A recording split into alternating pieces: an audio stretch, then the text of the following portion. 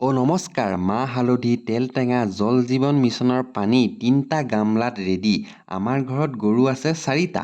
মোক যদি এৰি দিয়ে তেনেহ'লে থাকিলে ৩টা। এয়া আমাৰ বগীদৈ। বগীদৈ পোৱালি হৈছে ২টা। এইটো এটা যাক কণ্ট্ৰল কৰাত বৰ অসুবিধা। আৰু এইজন হৈছে নতুন আলহী। প্ৰথমবাৰ গৰু বিহু পাইছে। একদম ৰখিয়ে নাথাকে, নাচিয়ে থাকে। ধুনীয়াকৈ গৰুকেইটা গা চা ধুৱাই মেলি লাও খা, বেঙেনা খা, বছৰে বছৰে বাঢ়ি যা, মাৰ সৰু বাপেৰ সৰু, তই হবি বৰ বৰ গৰু বুলি কৈ ধুনীয়াকৈ পথাৰলৈ মেলি দিলোঁ।